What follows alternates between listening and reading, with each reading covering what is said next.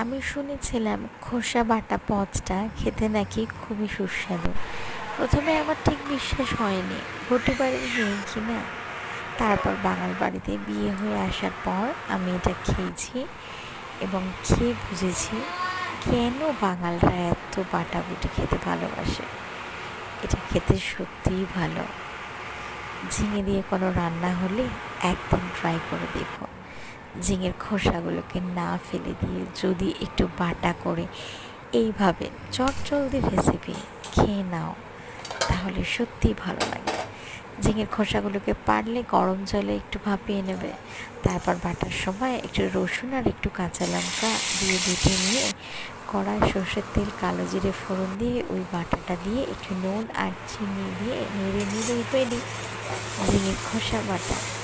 খেয়ে দেখো, আমি হলফ করে বলতে পারি